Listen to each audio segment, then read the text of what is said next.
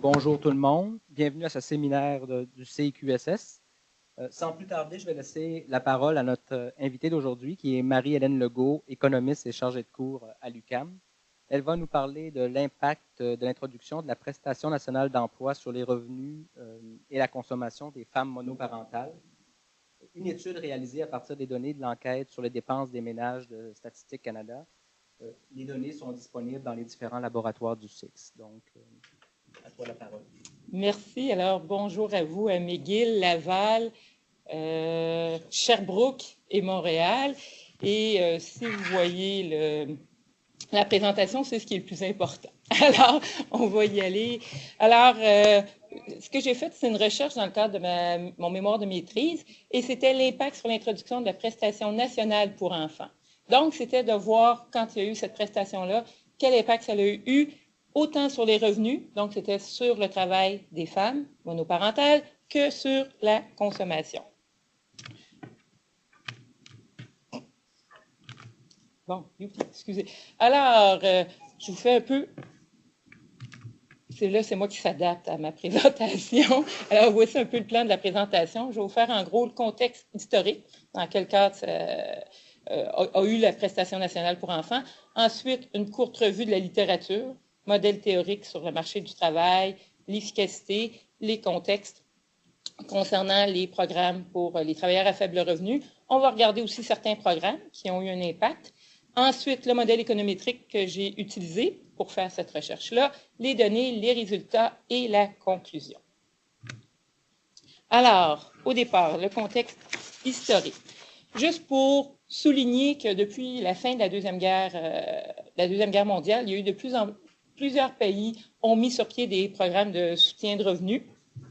Ces programmes-là, il y en avait des programmes universels. Par exemple, je pense entre autres des programmes d'allocation familiale et d'aide sociale, mais il y avait aussi des programmes plus spécifiques, par exemple pour des clientèles, par exemple handicapés ou travailleurs mis à pied. Donc, il pouvait y en avoir des universels et des plus spécifiques. Ce qu'on s'est rendu compte à un moment donné, c'est que ça coûtait de plus en plus cher. Donc, les coûts étaient de plus en plus élevés. D'un autre point, aussi, ce qu'on a vu, c'est qu'il y avait certains programmes, par exemple, je vais prendre l'exemple de l'aide sociale, qui faisait que les gens, lorsqu'ils quittaient l'aide sociale pour aller travailler, il y avait pas plein, mais il y avait certains éléments qui perdaient. Par exemple, quand on passe de l'aide sociale au marché du travail, on n'avait plus accès à des services de santé gratuits, par exemple, médicaments, lunettes. Aussi, ce qu'on se rendait compte, lorsqu'on passe de l'aide sociale au marché du travail, le taux de récupération était très élevé. Maintenant, après le 2% premier dollar qu'on peut avoir, c'est 100% de taux de récupération. Donc, les gens, c'était dur de passer de l'aide sociale au marché du travail. D'autres choses aussi qui amplifiaient le problème, c'est toute l'instabilité des revenus quand on commence à aller sur le marché du travail. Habituellement, on ne commence pas, surtout si on est faiblement scolarisé, à un emploi de 25, 30, 40 heures semaine. Des fois, c'est 10 heures, d'autres semaines, il n'y en a pas. Donc, il y avait une certaine instabilité reliée à ça. Et aussi, aller travailler, il y a des frais. Donc, toutes les dépenses reliées au marché du travail. D'où on a commencé à parler du mur de l'aide sociale. C'était dur quitter l'aide sociale pour aller travailler compte tenu de tous les frais afférents à cette situation-là. Alors, dans les années 70, avec la hausse des coûts des programmes, les pays ont commencé à mettre sur pied beaucoup ce qu'on appelle des prestations pour les travailleurs à faible revenu. Donc, c'était clair, c'était pour une clientèle, travailleurs à faible revenu, ça coûtait moins cher. Et aussi, on ciblait en premier les familles parce qu'il y avait plein de frais reliés à ça. Au Québec, la première prestation pour travailleurs à faible revenu, c'était le SUPRA, dans les années 70. Il y en a eu aux États-Unis, il y en a eu en Grande-Bretagne. Et c'est dans ce contexte qu'est arrivé un peu plus tard, on approche, en 1998 au Canada, la prestation nationale pour enfants. Le but de cette prestation-là, c'était naturellement d'aider les familles de passer de l'aide sociale au marché du travail. C'était aussi de réduire la pauvreté chez les enfants et aussi d'harmoniser le programme fédéral et les programmes provinciaux reliés aux familles à faible revenu. Dans la PNE, la prestation nationale pour enfants, il y avait 2 volets. Le premier, c'est le SPNE, qui est le supplément pour la prestation nationale pour enfants. Lui, il est payé par le fédéral et toutes les provinces y ont accès. Et le deuxième volet, c'était un volet provincial qu'on offrait des services, des programmes, par exemple, services de garde ou encore une prestation additionnelle pour les travailleurs à faible revenu. Quand le fédéral a instauré ce programme-là, en 1998, il a proposé aux provinces, si vous voulez, vous pouvez réduire le montant d'aide sociale d'un montant équivalent à l'entrée de la SPNE, c'est-à-dire le supplément de prestation nationale pour enfants. Ce montant-là, ce qui va se passer, vous l'utilisez, par exemple, pour votre volet provincial, c'est-à-dire instaurer des nouveaux programmes pour les familles à faible revenu. En anglais, on appelait ça le clawback, c'est-à-dire on prenait $1 de plus de l'SPNE, ça voulait dire $1 de moins à l'aide sociale. L'idée derrière ça, c'était quand les parents quittaient l'aide sociale pour aller travailler, les montants qu'ils pouvaient perdre à l'aide sociale étaient moindres parce qu'on avait tout enlevé la partie enfant de l'aide sociale. Il y a 5 provinces qui ont adhéré à ce principe-là du fédéral.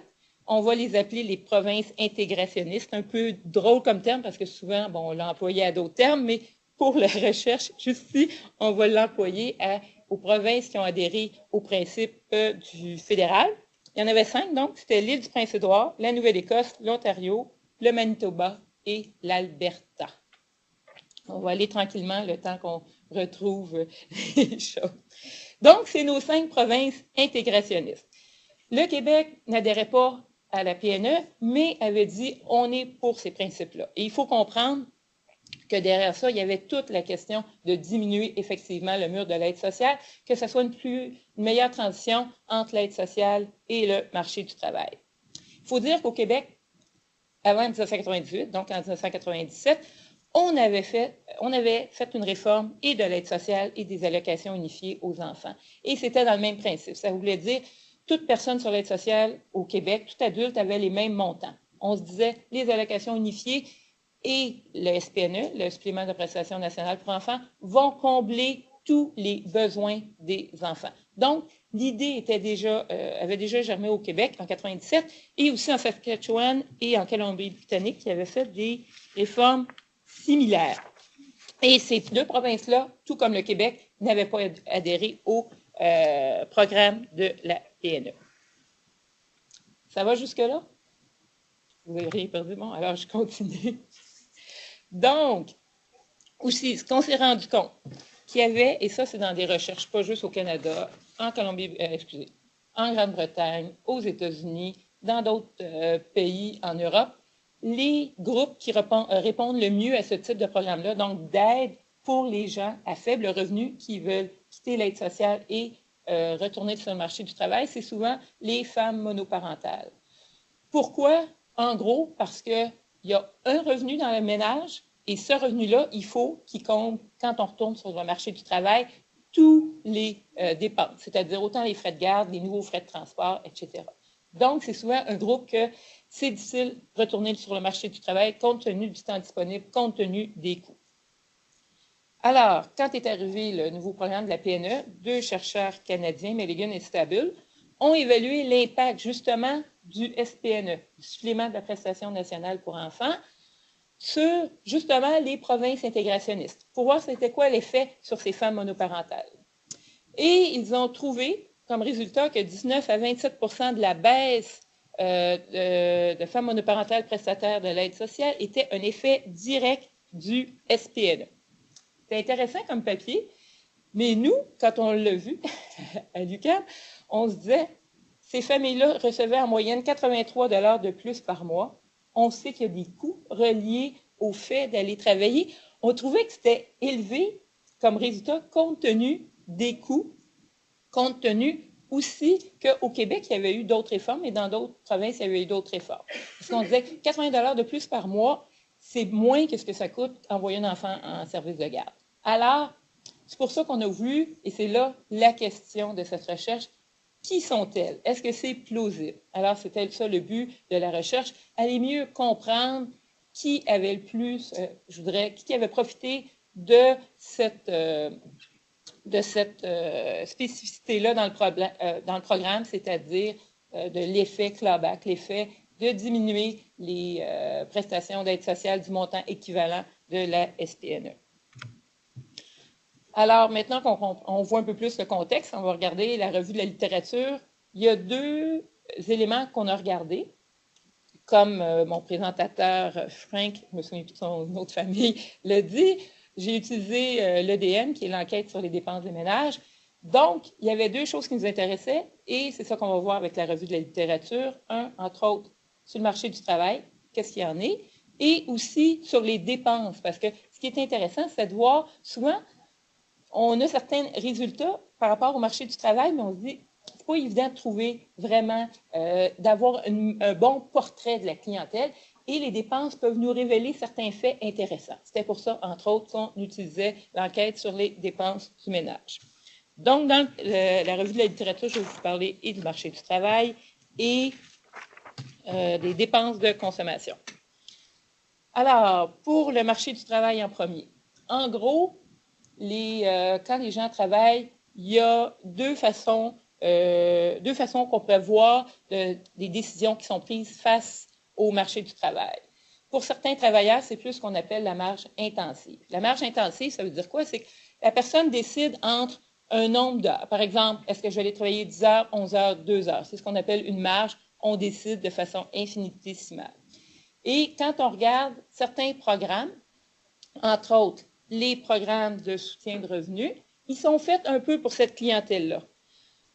Pourquoi? Je vais vous donner un exemple. L'impôt négatif, que ce soit l'aide sociale, que ce soit le crédit de la TPS, TVQ. Tout simplement, plus vous augmentez vos gains de revenus de travail, ce qui se passe, plus la prestation baisse. Donc, on augmente les gains, la prestation baisse. Donc, c'est fait dans l'optique que les gens font la décision, prennent leur décision à la marge, 1 heure ou 2 de plus. Ce qu'on se rend compte dans la littérature, c'est que cette façon-là de penser à la marge intensive, c'est plus pour des gens qui sont déjà sur le marché du travail. D'autres pensent plus de façon, on pourrait dire, de manière marge extensive. La question, c'est, je travaille ou je ne travaille pas. Alors là, la question, c'est plus un choix discret, un ou l'autre. Et la raison, c'est qu'il y a des coûts fixes, comme je vous ai parlé un peu plus tôt. Les coûts fixes, ça peut être autant le transport, les frais de garde, l'augmentation de l'alimentation, les baisses, la diminution du temps de travail, pas du temps de travail, du temps disponible, ça n'en est d'autres. Et c'est pour ça que c'est marqué, excusez ici, c'est pour ça que je parlais ici, excusez-moi, je ne suis pas la plus... Quand je parlais des coûts fixes, c'est qu'on a des coûts, le coût fixe, dans le fond, comment on le voit, c'est la différence entre les coûts, si on ne travaillait pas, versus les coûts qu'on travaillait. On va les voir un peu plus loin, mais c'est relié à ça. Les programmes qui reflètent plus ceux-là, c'est les programmes pour travailleurs à faible revenu. Un exemple, la prime au travail, celle qu'on a présentement. Ici, plus vous augmentez, mais ça, il faut avoir vraiment des faibles revenus. On commence à travailler. Quand on commence à augmenter nos revenus de travail, la prestation augmente. Ce n'est pas du tout la même façon de voir. Donc, ça incite les gens à plus travailler parce que plus vous travaillez, plus la prestation augmente. Et souvent, le débat actuel, présentement, c'est le poids que devraient avoir ces deux types de programmes-là. Est-ce que c'est mieux des programmes de soutien de revenus ou des programmes pour travailleurs à faible revenu?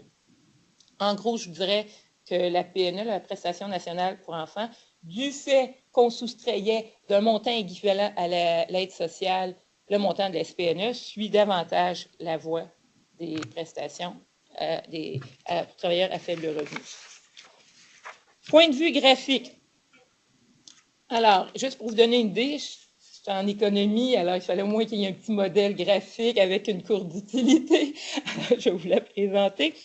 Alors, en économie, ce qu'on regarde, on se dit, les gens ont le choix entre souvent entre deux choses, qu'on essaie de ramener ça. Ici, c'est le modèle traditionnel du marché du travail avec coût fixe. Donc, on a le choix entre consommer ou les loisirs, du temps ou le travail. Et c'est un amalgame des deux qui va faire que selon comment on consomme ou selon qu'est-ce qui est le plus important pour nous, et un mélange, on appelle ça un panier de consommation, travail versus loisir, on va avoir ce qu'on voit ici, une courbe d'utilité qui nous apporte la même utilité, le même bonheur partout selon une certaine proportion de loisirs versus de consommation.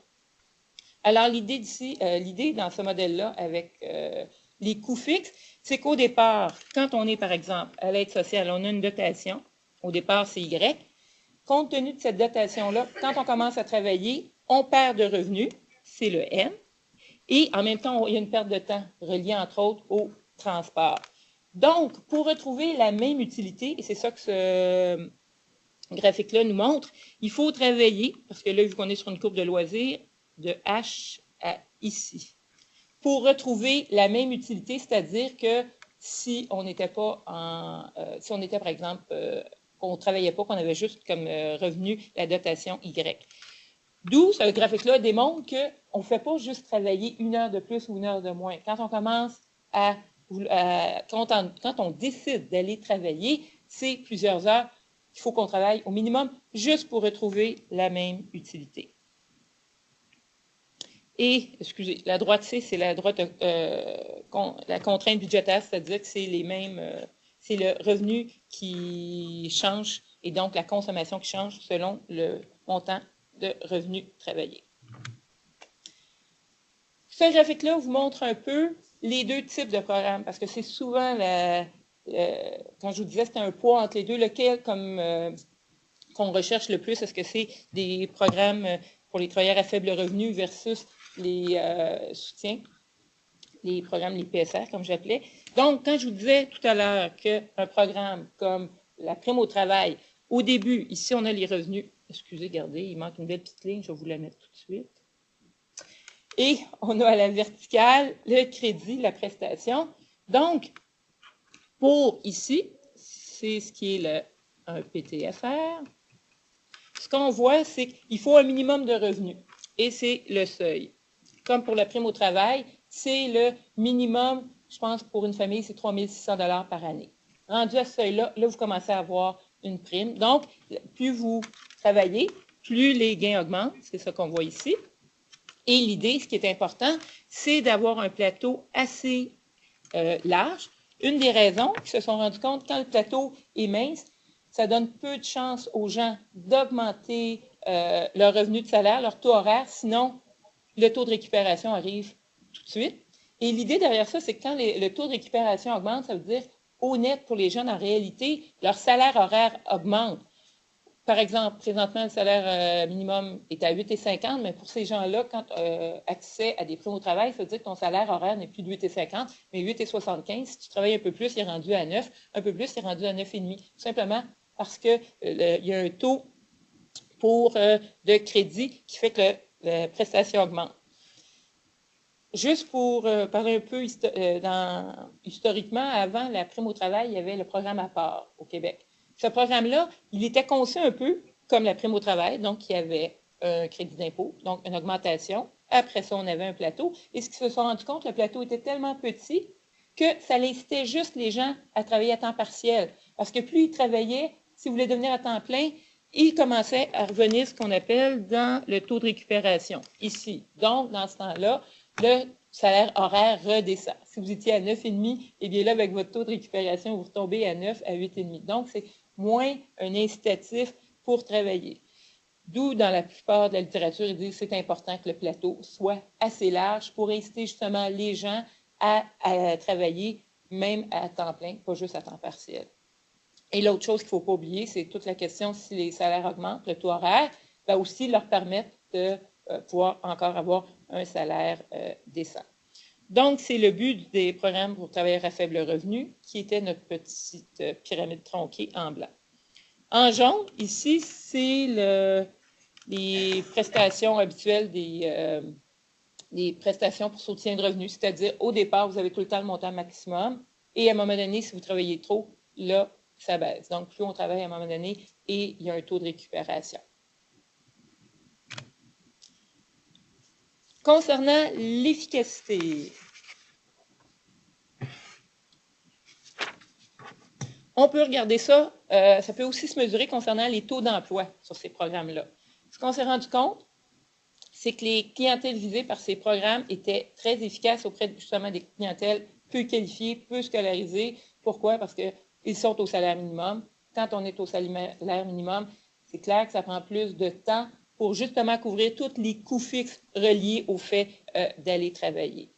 Et l'autre, comme je vous l'ai dit, la clientèle qui avait été touchée beaucoup par ces programmes-là, c'est les femmes monoparentales.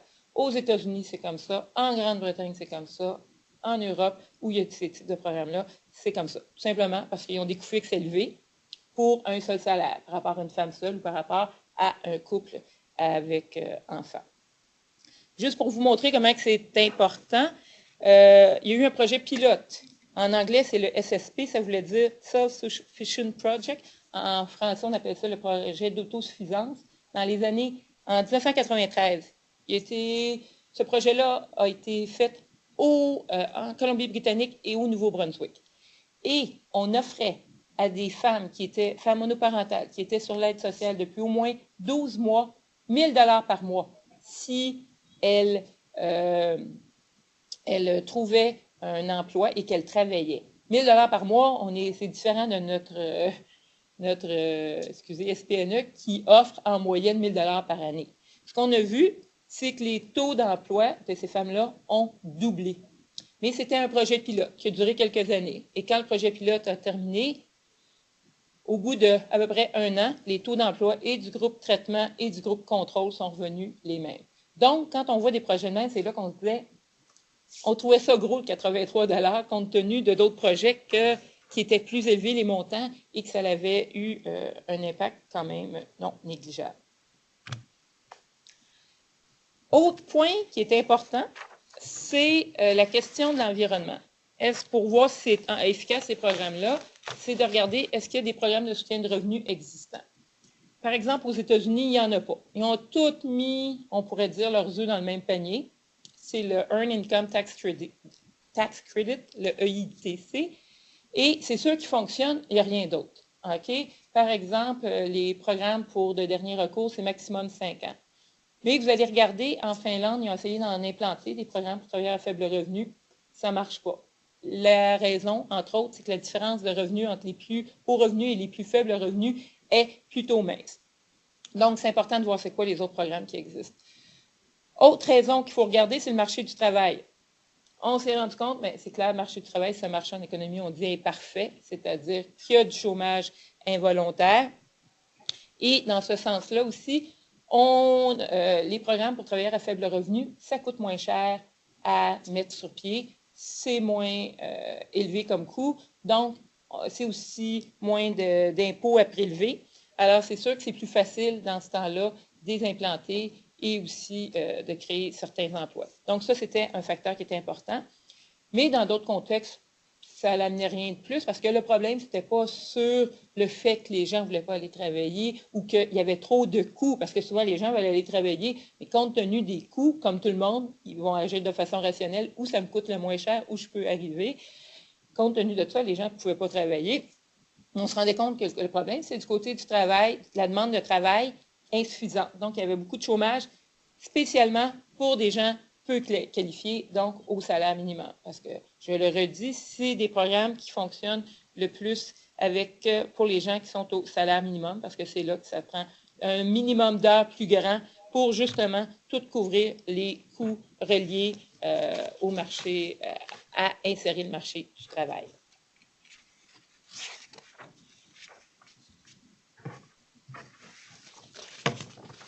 Maintenant, je vais me prendre une petite gorgée. Excusez. Je vous avais dit qu'on regardait autant le marché du travail que les dépenses de consommation. Les dépenses de consommation, c'est un domaine que les gens regardent moins, mais on trouvait ça intéressant, et moi, je trouvais ça intéressant parce que j'ai travaillé beaucoup avec des gens à faible revenu. Donc, j'avais une bonne idée de ce que ça peut amener comme impact, de révéler comme information quand on voit un peu c'est quoi le budget des gens. Alors, grosso modo, ce que montre la littérature dans le domaine de la consommation, c'est que depuis 45 ans, les chercheurs s'entendent un peu là-dessus pour dire que si on regarde la consommation des gens sur un cycle de vie, donc c'est-à-dire de leur plus jeune âge à l'âge à 70 jusqu'à la fin de leur vie, c'est une courbe, un U inversé de ce type-là. Et qu'est-ce qui fait que c'est une courbe de cette façon-là? Premièrement, il y a 5 facteurs. le revenu. Quand on parle de revenu permanent, c'est que les gens estiment, grosso modo, compte tenu de leur scolarisation, quels sont les revenus qu'ils vont avoir le long de leur vie, et la consommation va avoir un impact selon le revenu estimé, d'où on parle du revenu permanent. Il y a aussi un effet de génération. Les gens, exemple, c'est facile à comprendre, nos grands-parents ne consomment pas de la même façon que nous, par exemple, utilisaient moins le crédit que nous. Composition des ménages, ça c'est un fait important. Compte tenu de l'âge des enfants, du nombre de personnes qu'il y a dans le ménage, c'est clair qu'il va y avoir une consommation différente. L'effet cyclique, c'est en lien avec comment vont les conjonctures économiques, quels sont les taux d'intérêt. Quand les taux d'intérêt sont bas, effectivement, les gens consomment plus. Et l'hétérogénéité, c'est-à-dire que pas tout le monde est pareil. Compte tenu de tout ça, ce qu'on s'est rendu compte, c'est quand on contrôle la composition du ménage, donc on essaie de mettre des poids pour chaque personne dans le ménage et qu'on le contrôle, eh bien, la consommation, ça devient un effet plus lisse. Donc, les gens essaient d'avoir une certaine consommation constante tout au long de leur vie, en tout cas plus constante. Et c'est assez logique parce que si vous aviez des revenus très différents, par exemple, une année, vous avez des bons revenus, l'autre année, vous avez des moins bons revenus, c'est clair que lorsqu'on regarde l'utilité marginale reliée à la consommation, c'est toujours mieux pour avoir une plus haute utilité d'avoir une consommation constante. Parce que les dernières, un exemple simple, si vous achetez un panier de 30 pommes, la 28e ou la 29e pomme est moins intéressante à goûter que lorsque vous achetez une première pomme ou une deuxième pomme. Okay? Donc, c'est tout le temps mieux d'essayer de lisser sa consommation parce que c'est là qu'on obtient la meilleure utilité. C'est intéressant de la lisser, mais il y a une condition qu'il faut qu'on ait, c'est qu'on n'ait pas de contrainte de liquidité. Alors, ce qu'on a vu souvent, c'est que quand les gens n'ont pas de contrainte de liquidité, effectivement, les plus jeunes vont emprunter. Après ça, ils vont consommer, ils vont rembourser et ils vont commencer à épargner pour pouvoir avoir un même niveau de consommation, c'est-à-dire ils épargnent en vue de leur retraite. Alors, s'il y a une contrainte de liquidité, le problème, c'est qu'on vient diminuer le lissage de la consommation. On y va plus année après année. De façon empirique, j'ai été regarder qu'est-ce que ça fait les gens justement qui ont des contraintes de liquidité, parce que dans ma recherche, ce qui m'intéressait, c'est des femmes monoparentales qui étaient sur l'aide sociale, donc des gens qui ont à faible revenu et qui peuvent avoir des contraintes de liquidité. Ce qu'on s'est rendu compte, quand il y a dans un contexte de contrainte de liquidité, s'il y a une baisse de revenus net, mais qui est inférieure à 20 %, donc il y a eu juste une petite baisse de revenus. Les chercheurs qui ont fait ça, ils l'ont fait dans les années 90 en regardant les changements qu'il y avait eu à l'assurance-emploi au Canada. En premier, les gens réduisent à 95 % les dépenses de biens durables, vêtements par exemple, et juste de 1 % des biens non durables. L'idée derrière ça, c'est que quand on réduit notre consommation de biens durables, ça ne veut pas dire qu'on n'en utilise pas. On continue d'utiliser nos vieux vêtements, on continue d'utiliser notre vieille auto, on ne la change pas, et on peut quand même avoir un certain niveau d'utilité, de bien-être qui peut être plus constant. Donc, le fait d'utiliser nos vieilles choses, comme je pourrais dire, ça nous aide à lisser notre utilité, à lisser notre bonheur. Sauf que si la baisse de revenus net est supérieure à 20 %, là, ça fait mal. Là, on a un impact sur notre bien-être parce que là, on a déjà coupé des biens durables. Alors là, on est obligé de couper dans les biens non durables. Qu'est-ce que je voulais vous dire d'autre? C'est beau. Alors, juste pour petite information, de 92 à 96, il y a eu des recherches de fait et on a vu que les ménages québécois les plus pauvres ont diminué leur niveau de consommation en alimentation et en vêtements. Donc, dès le départ, on sait que, en tout cas au Québec, les familles à très faible revenu étaient plus juste dans les biens durables, mais ils étaient aussi dans les biens non durables qui avaient dû couper compte tenu, entre autres, de la hausse des frais de logement. Alors, c'était le tour que je voulais faire avec vous concernant la revue de la littérature et sur le marché du travail et sur les programmes. J'espère que je ne vais pas trop vite. Je n'ose pas trop poser de questions parce que les gens de McGill ne peuvent pas me répondre. Mais si je vais trop vite ici, vu que j'ai un public, vous pourrez me le dire et j'irai plus lentement parce que je savais que j'avais quand même assez de choses à dire. Donc, Juste pour vous donner une idée, parce que pour comprendre c'est quoi l'impact, il faut aussi un peu voir quels sont les programmes qui jouent dans le même tableau, dans le même cercle, comme on pourrait dire. Alors, en premier, c'est clair qu'il y a le supplément de la prestation nationale pour enfants. Juste pour vous donner une idée, j'avais oublié de vous le dire au départ, mais ce programme-là, il équivaut à peu près, je vais le retrouver dans mes notes, ça ne prendra pas trop de temps, ça avait coûté dans les années 98 2,7 milliards de dollars. Maintenant, il est rendu à plus dans les 4 milliards. Tandis que les programmes, je vous parlais du volet provincial, le volet provincial, c'est 800 millions. Donc, quand on parle de la prestation nationale pour enfants, c'est vraiment le supplément de la prestation nationale qui est le fait important. Et quand on vous disait au départ que, en gros, les femmes monoparentales, ce qu'il y avait eu comme augmentation, c'était le 1 000 de prestation, c'est effectivement ici, parce qu'à l'époque, en 98, les prestations étaient plus faibles pour 1, 2 et 3 enfants et ils les ont augmentées après en 2006. Sauf que petit fait, en tout cas que je trouve encore plate et que je pense qu'ils se sont souvent fait dire, si vous regardez, les taux de récupération sont très élevés maintenant pour les gens à 3 enfants. Donc ça, c'est sûr que c'est une désincitation au marché du travail. Les taux de récupération sont de 33 %.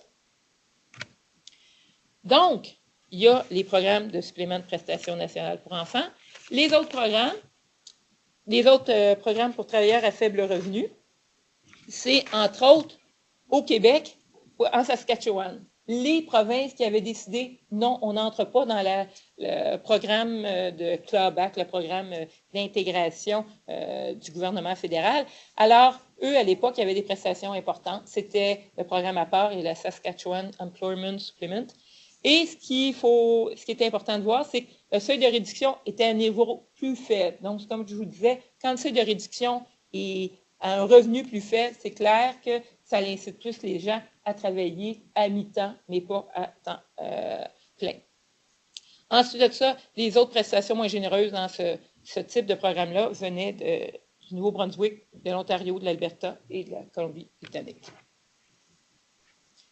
Et c'était une des raisons pourquoi on se disait qu'on essayait de comprendre comment ça se fait qu'il y a eu autant d'effets, compte tenu que c'est les provinces qui n'ont pas voulu embarquer, mais qui n'ont pas intégré le volet du fédéral. Alors, les autres programmes, parce que je vous disais, quand on regarde tout le contexte, c'est important de voir et les programmes pour travailleurs à faible revenu et aussi les programmes pour supplément de revenus. Quand je vous disais le plus généreux, c'est effectivement la prestation fiscale canadienne pour enfants. C'est ça, en 2004, elle est rendue à 5 milliards. Donc, ils l'ont augmenté et c'est par là que le gouvernement veut effectivement faire aider les familles avec revenus pour sortir de la pauvreté. Et encore, après, ce qu'il y a comme plus généreux, eh bien, c'est encore les groupes des non-intégrationnistes, donc le Québec, la Saskatchewan et la Colombie-Britannique par rapport. Et ces groupes-là, c'est qu'ils avaient fait des réformes, entre autres, certains, mais pas toutes, sur les allocations familiales unifiées, qui avaient bonifié, dans le fond, les revenus. Alors, on a le portrait un peu, c'est-à-dire qu'il y a des programmes qui sont de soutien de revenus pour les familles. Il y a des programmes qui sont pour les travailleurs à faible revenu. Notre idée, c'était de voir comment on peut voir l'impact net, l'impact propre, comme un peu avait fait Milligan et Stable, pour aller isoler juste le fait que certaines provinces avaient soustrait d'un montant équivalent au supplément de la prestation nationale pour enfants leur montant d'aide sociale. Donc, c'était ce qu'on appelait les provinces intégrationnistes, juste pour ici. Excusez, juste pour cette recherche-là. Alors, pour y arriver, j'ai fonctionné avec un beau modèle économétrique de différence en différence en différence, un modèle 3D. Alors, l'idée au départ, c'est que souvent, on n'a pas toutes les variables. En ayant un groupe contrôle et un groupe traitement, on peut soutirer l'effet propre du programme. Alors, la première différence que j'ai faite, c'était sur la première qui est la DD1, c'était de voir effectivement les facteurs communs aux femmes monoparentales. Par exemple, est-ce qu'il y a des services de garde qui existeraient ou qui ont commencé à arriver en même temps que le programme national pour enfants et donc qui pourraient induire une partie des erreurs? C'était la première différence à faire pour enlever ces effets-là. Donc, les effets communs aux femmes monoparentales. Je l'ai faite et pour les provinces intégrationnistes versus les provinces non intégrationnistes. Donc, quand je disais des programmes semblables, c'est qu'on le faisait tels des services de garde pour chacun. Et après ça, on soustrayait des provinces intégrationnistes l'effet qu'il y avait eu pour les provinces non intégrationnistes. Ensuite, la DD2, c'était plus, est-ce qu'il y avait des facteurs communs à toutes les femmes? Par exemple, les taux d'emploi, le marché de l'emploi, la conjoncture économique, qui va faire que, dans le fond, les gens ont plus été travaillés parce que ce qu'on sait, c'est clair, quand ça va bien, les taux d'emploi augmentent, que vous soyez sur l'aide sociale ou ailleurs, les taux d'emploi augmentent. Donc, on voulait ôter cet effet-là pour dire, c'est pas compte tenu des taux d'emploi qu'il y a eu un impact de la PNE. Donc, c'était ma deuxième différence en différence. Alors, la troisième, c'est l'assemblage de tout qui a fait appelé la différence en différence en différence, c'est-à-dire l'équation V. Un point peut-être important à vous dire, juste un peu à voir, c'est j'y allais par des variables dichotomiques. Donc, il y en avait une, c'était les périodes avant la réforme versus la période où débute la réforme. Il y en avait une sur les provinces. Donc, je mettais toutes les provinces intégrationnistes versus les non-intégrationnistes. Et ici, là, je vous le montre pour le marché du travail, c'était les femmes monoparentales versus les femmes sans enfants. Quand va venir le temps, quand j'ai fait celle pour la consommation, je vais en reparler un peu plus tard, mais le budget d'une famille monoparentale, c'est pas la même chose que le budget d'une famille, d'une femme seule. Donc, il a fallu que j'utilise un autre groupe de traitement cette fois-ci.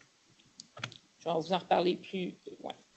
Dans le contexte de la régression, qu'est-ce qu'on a fait? C'est que on l'a remis dans le contexte de la régression et ce qui m'intéressait, c'était le coefficient B1, c'est-à-dire c'est lui qui nous donne l'impact du programme national, de la prestation nationale pour enfants, donc l'impact pour les femmes monoparentales dans les provinces intégrationnistes. Alors, c'est lorsqu'il y a des variables croisées ensemble, c'est-à-dire celles sur la période, les enfants et la province. On le voit ici en multipliant les trois. Et j'ai rajouté, je vais vous en parler un peu plus tard, d'autres variables de contrôle pour qu'il n'y ait justement pas d'omission compte tenu de certaines variables. Alors, j'y étais avec ce qu'on pouvait aussi faire avec l'enquête sur les dépenses de ménage.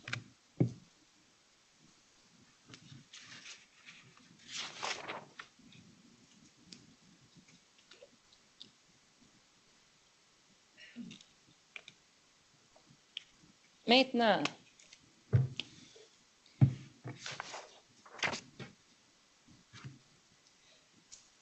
pour qu'une DDD soit valide, il faut premièrement que ses groupes traitement et son groupe contrôle aient une certaine, soit bien appropriés. OK?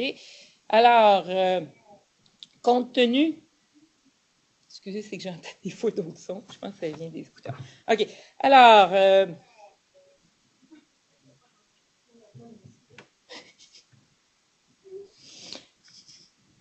je vais reprendre mon sérieux. Est-ce qu'on peut couper des bouts? Non, hein? Bon, vous allez me voir rire des fois. Donc, ce qui est important, c'est l'idée qu'un groupe contrôle, c'est-à-dire quelqu'un qui n'a pas le programme versus le groupe traitement, celui qui l'a. Alors, les groupes, les provinces non intégrationnistes, pour nous, c'était notre groupe contrôle en premier. Milligan et Stable avaient utilisé la même technique, c'était pour voir effectivement ça voulait dire quoi pour ces 5 provinces-là. Compte tenu du marché du travail, autre groupe contrôle, ce qu'on avait fait pour vérifier l'effet sur les femmes monoparentales, on avait pris des femmes seules pour le marché du travail. Plusieurs recherches dans ce domaine-là ont fait la même chose, ils prennent souvent comme groupe contrôle des femmes seules. Pourquoi? Parce que souvent, ils ont le même, comment je pourrais dire ça, les mêmes conditions de travail. Ils se retrouvent par rapport à la conjoncture économique, mais aussi par rapport à la ségrégation en emploi.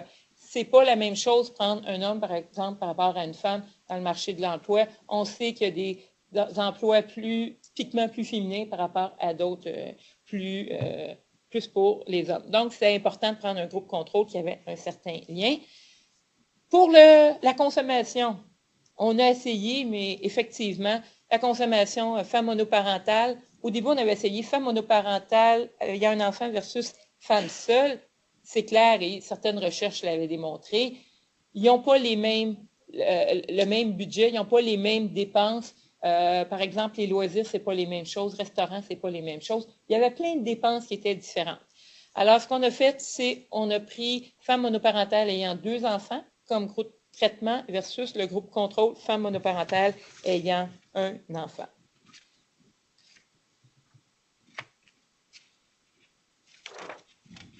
Et je vais vous en reparler un petit peu plus loin. Concernant le modèle, c'est clair qu'on voulait aussi regarder nos résultats par rapport à ceux de Milligan, mais on avait aussi une approche un peu différente des siens. Premièrement, Milligan, c'est mon directeur de recherche, les deux.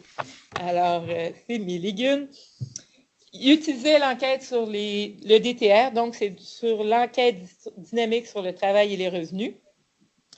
Et aussi, ce qu'il n'avait pas utilisé, lui, c'était entre autres le taux d'emploi et les coûts du logement. Mais avec l'enquête sur le DTR, il n'y a pas des coûts du logement. Alors, on s'est dit, on va pouvoir utiliser certaines variables qui pourront donner peut-être plus d'effets ou en tout cas nous amener d'autres informations.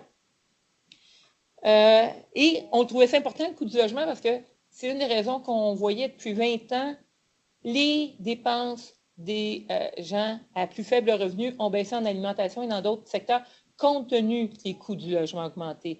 Le logement, c'est un facteur important quand tu es à faible revenu.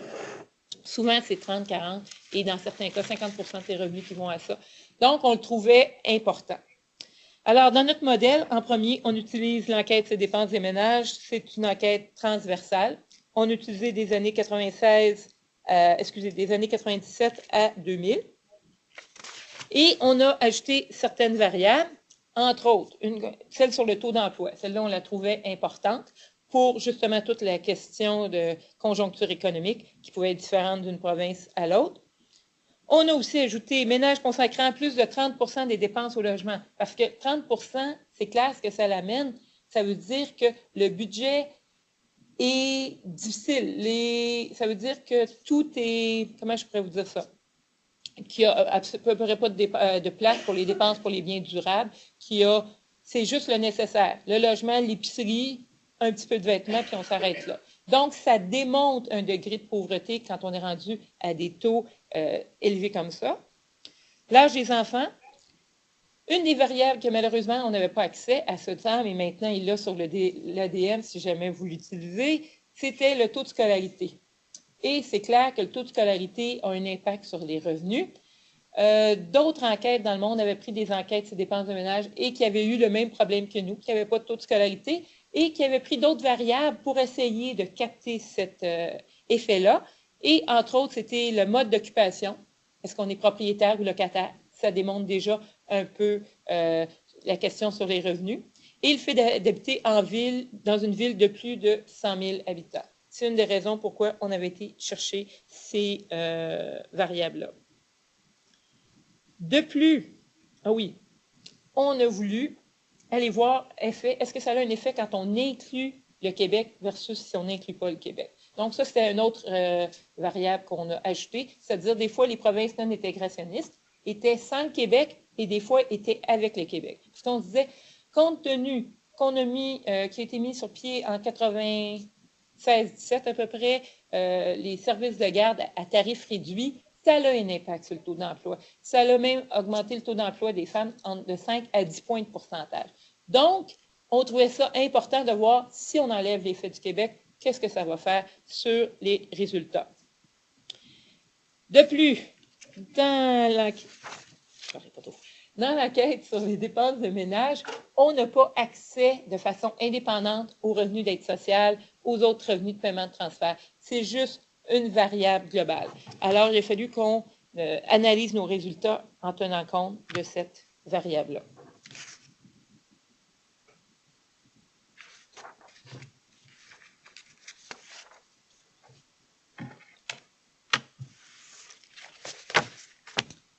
Maintenant, les données.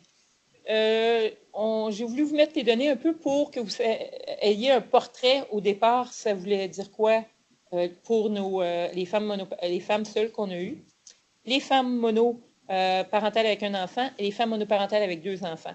C'est important, entre autres, parce que quand on va faire notre différence en différence dans les dépenses, juste regarder l'alimentation, il y a quand même à peu près 900 $ de différence ici. Donc, c'est important d'en tenir compte. Et il y en avait un autre qui était important, c'était les loisirs. C'était à peu près 350. Mais on pouvait aussi voir c'était quoi les revenus de travail, revenus de transfert et les proportions travaillant à temps plein, qui avaient quand même des taux un petit peu différents entre les femmes seules et monoparentales avec un enfant. Oh, un autre qui est important, excusez, dépenses courantes. C'est à peu près 2500 de différence. Est-ce qu'il y a une efface? Je fais des plus beaux chiffres. Bon. Donc, nos résultats. Première des choses, sur le plan du travail, on a eu peu de résultats significatifs. OK? Milligan aussi est stable, on avait eu quelques-uns, mais pas beaucoup. Celui qu'on a eu de significatif le plus, c'était une dichotomie qu'on avait sur le travail à temps plein. Donc, effectivement, 15,4 points de pourcentage de l'augmentation du nombre de femmes monoparentales avec 1 ou 2 enfants travaillant à temps plein était l'effet de l'introduction de la PNE dans les provinces intégrationnistes. OK? Donc, il y avait eu une augmentation du travail à temps plein. Mais je vais vous en reparler un peu parce qu'on s'est posé des questions, parce que c'était ça ma question au départ, qui sont-elles aussi? Alors ça, c'est une interrogation qu'on avait. Et l'autre résultat, mais qui avait un niveau de signification de 10 % seulement, c'était les revenus provenant de transferts gouvernementaux, qui avait une diminution de 1 889 $. Donc, la question, comment ça se fait qu'ils ont eu des baisses de 1 889 $? Il y avait 3 possibilités. La première, on se disait, bien, ils ont travaillé plus, hein? La première nous le dit, ils sont rendus à temps plein. Donc, ça pouvait effectivement qu'ils aient travaillé plus. Mais 1 889 $ en moyenne, ce que ça veut dire, c'est en gros, si la perte des paiements de transfert est due principalement à la baisse de l'aide sociale et non aux autres, c'est 13 heures par semaine. C'est en gros, au salaire minimum, à cette époque-là, c'est ça que ça voulait dire. S'il y a eu d'autres paiements de transfert, ça veut dire peut-être une augmentation de 8 à 10 heures par semaine d'heures travaillées. Donc, ça, c'était la première raison. La première possibilité, plutôt. L'autre possibilité, c'est qu'avec leurs nouveaux revenus, sont plus grands que les seuils à partir desquels il y a des taux de récupération. Par exemple, des taux de récupération du SPNE, c'était à 20 000. Si on calcule qu'une personne à ce temps-là, au salaire minimum, était à 6 $ de l'heure, bien, ça veut dire qu'annuellement, elle fait à peu près 13 000. On s'est dit, il y a moins de chances que ça soit cette deuxième possibilité-là parce que le taux de récupération est pour des gens non à salaire minimum. Et la troisième, c'était qu'il y aurait eu une augmentation des transferts dans les provinces non intégrationnistes. Il avait fait la plupart des réformes avant. C'est pour ça que, selon nous, c'était plus la première et un peu la deuxième raison qui indique cette diminution de 1 889 $. Alors, on s'est posé la question, est-ce que l'effet est plus important pour les femmes qui ont un pied dans le marché du travail? Parce que, dans le fond, si déjà ils travaillaient, parce que ça pouvait être une des possibilités, si déjà ils travaillaient et que du fait qu'on baissait leur aide sociale, il y avait certaines femmes, entre autres, qui pouvaient travailler juste pour avoir encore accès à des programmes comme des médicaments, à des programmes médicaments, lunettes, etc. Et si on baisse juste un peu votre aide sociale, parce que maintenant c'est rendu dans le SPNE, bien, vous n'avez plus accès à ces programmes-là, à cette couverture-là. Ça se pouvait que les gens, tout simplement, aient été plus travaillés, étant donné qu'il y avait moins accès à ça maintenant. C'est pour ça que j'ai mis l'effet pour les femmes qui ont plus un pied dans le marché du travail, c'était dans ce sens-là. Une chose qui était intéressante, c'était l'inclusion du Québec qui haussait le niveau de confiance. Ça, au début, ça nous a surpris et là, on s'est posé la question. Mais pourquoi, quand tu inclus le Québec, ça fait hausser le niveau de confiance? Ce qu'on s'est rendu compte dans les provinces non intégrationnistes, il y en avait 3 qui avaient fait des réformes similaires.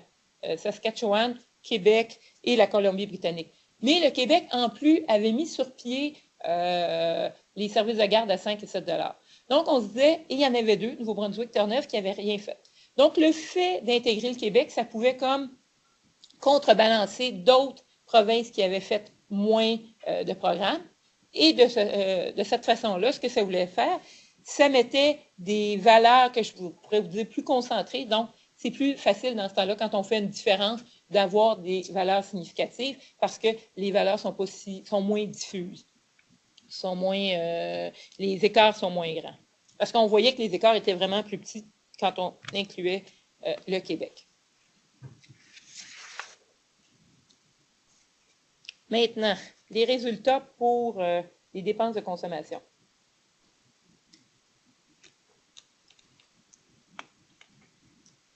Ici, on a pris effectivement des femmes monoparentales avec 2 enfants et comme groupe contrôle, des femmes monoparentales avec 1 enfant. Et là, on a eu des résultats significatifs. Je ne les ai pas toutes mis, mais j'ai mis les plus importants. Autant j'ai cherché les résultats significatifs à l'autre, autant là, j'avais le choix. Première chose qui est importante peut-être à dire, certaines bémols. En premier, l'exclusion du Québec. Là, c'était l'inverse. L'exclusion du Québec haussait le niveau de confiance. OK? Donc, le fait d'exclure le Québec, ça nous apportait souvent des résultats plus significatifs. Alors, on s'est reposé la question, et le pourquoi? On s'est dit, entre autres, encore les services de garde réduits. Quand dans un budget, il y a 500-600 $ qui vont au service de garde et que vos revenus sont faibles, c'est clair que ça affecte tous les autres postes budgétaires. Donc, juste le fait qu'au Québec, on ait ça, c'est clair que ça faisait que les résultats étaient très différents du Québec des autres provinces. Et on se disait, bien, il y a peut-être aussi une question de préférence de plus d'homogénéité dans les habitudes de consommation des autres provinces quand on enlève le Québec. Mais on s'est dit, l'effet service de garde avait peut-être un facteur là-dedans, parce que c'est clair, c'est comme quand je vous disais tout à l'heure, quand on a des coûts de logement élevés, ça diminue tous les autres postes, mais c'est la même chose. Quand on a des frais de service de garde élevés, ça a un impact sur tous les autres facteurs. Autre point important à dire avant de parler de chacun des dépenses, c'est que l'EDN, c'est une enquête transversale, ça je vous l'ai dit, et les résultats ici, ça représente les résultats moyens, autant ceux qui ont été travaillés que ceux qui n'ont pas été travaillés. Donc, c'est important de prendre la valeur relative des résultats et non une valeur absolue. Ça, c'est le premier point. Le deuxième, les dépenses, l'enquête de ces dépenses, c'est une enquête, qu'on pose la question aux gens, dans les dernières années, quelles dépenses vous avez faites dans tel domaine, tel domaine. C'est clair que des dépenses fixes, habituellement, on a plus de chances que les résultats soient plus précis que des dépenses variables, telles l'alimentation. Pas tout le monde sait qu'à chaque semaine, combien ça coûte d'alimentation. Donc, il y a certaines dépenses que ça peut être plus facile de dire, oui, on s'en va, nos valeurs sont plus précises. Alors, compte tenu de ces informations-là, je vais aller avec vous, regarder les hausses significatives. La première, c'est l'alimentation. Ça a l'air haut, 1 400, 1 100 $, mais comme je vous ai dit, c'est 2 enfants versus 1 enfant, et on avait déjà vu dans les données qu'il y avait une différence de 900. Donc, elle est moins élevée que prévu. Et aussi, ce qu'on s'est rendu compte quand on a fait l'analyse, c'est que le changement était principalement dû à 60% de changement provenait de l'augmentation des aliments achetés au restaurant, achetés ailleurs qu'en épicerie. Et ça, c'est un autre effet marquant. La première chose qu'on voit quand les gens retournent sur le marché du travail, le temps disponible pour les tâches domestiques baisse. Qu'est-ce qu'on fait quand on a moins de temps qu'avant? On essaie d'être un peu plus productif ou de changer certaines façons de faire.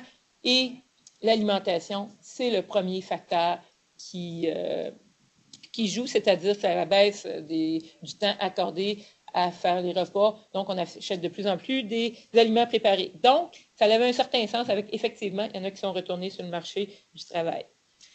Les loisirs, maintenant, avec 1 150 $. Ce dernier, si on enlève l'effet un enfant, c'est à peu près 850. C'est quand même un effet important, 800 $ pour les loisirs. Et dans à peu près tous les groupes, donc dans plusieurs groupes, c'était un élément qui revenait tout le temps. Et là, j'avoue, j'ai cherché parce que quand j'ai vu que c'était gros de même, tableau de distribution, ça l'a augmenté. Alors, je me suis dit, tiens, la tableau de distribution, pourquoi ça l'a augmenté? Et là, on s'est dit, effectivement, ça peut être l'effet, ce que j'appellerais la deuxième gardienne. Parce que c'est des gens, entre autres, qui ont retourné sur le marché du travail. Et si vous avez des enfants plus élevés, souvent, les frais de garde sont élevés, et ça, on le voit. En tout cas, moi, je l'ai vu dans mon emploi antérieur, qu'effectivement, souvent, la télévision, ça pouvait jouer, quand les enfants étaient plus grands, de deuxième gardienne. Donc, ça, c'était un facteur qu'on a vu. La lecture, il a augmenté un petit peu. L'autre que je veux vous amener, c'est l'achat de biens durables, parce que ça revient un peu avec ce que je vous ai parlé dans la revue de la littérature, compte tenu des effets sur les biens durables. C'est 43% des dépenses d'augmentation, c'était des dépenses en achat de biens durables. J'ai inclus là-dedans autant l'achat ou la location de véhicules, l'achat de mobilier, de vêtements et de matériel de loisirs. Donc, c'était un poste qui a augmenté. Et c'était aussi, j'imagine, compte tenu qu'on travaille, la production ménagère, à un moment donné, on dit, il faut qu'on réoriente combien de temps qu'on peut prendre pour les tâches qu'on faisait avant, puis qu'il faut qu'on ait moins de temps présentement, maintenant, étant donné qu'on travaille. Donc, c'est des fois pour, justement, réorienter. Et c'est aussi l'effet qu'on avait plus de revenus. Dépenses courantes totales, 7 000 $. Si j'enlève l'effet 2 enfants, 1 enfant, il reste que c'est quand même 4 500 $. Ce montant-là est plus élevé que l'augmentation des revenus en moyenne que les femmes avaient eu. Alors, ça nous amène à ce que je vous parlais au départ, des contraintes de liquidité. Quand on commence à avoir un emploi, effectivement, on a plus accès maintenant à certaines formes de crédit qu'avant, on n'avait pas accès, ou ceux qu'on avait accès étaient très chers. Par exemple, je pense dire les Household Finance de ce monde et les autres compagnies, que les taux sont élevés, habituellement, on n'y va pas. Mais quand on commence à avoir accès à un emploi, on peut avoir accès à un crédit. Alors, ce qu'on a vu, c'était que l'accès au travail améliorait l'accès au crédit à un taux plus abordable, sauf que le flux monétaire négatif, il était négatif dans nos résultats, mais il n'était pas significatif, pour ça qu'il n'est pas dans les résultats.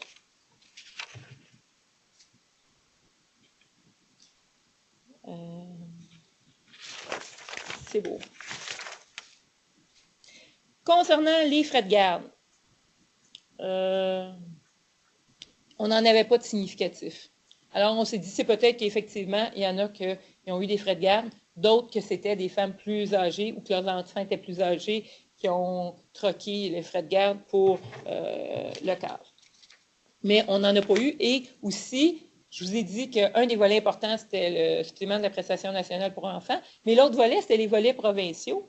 Et certaines provinces ont offert des programmes de soutien aux services de garde. Donc, j'imagine que ça a le fait que les variables étaient très différentes d'une province à l'autre et peut-être une des raisons pourquoi ce n'était pas significatif. Maintenant, les résultats globaux. La PNE a eu un impact. Excusez, je vais reprendre de l'eau.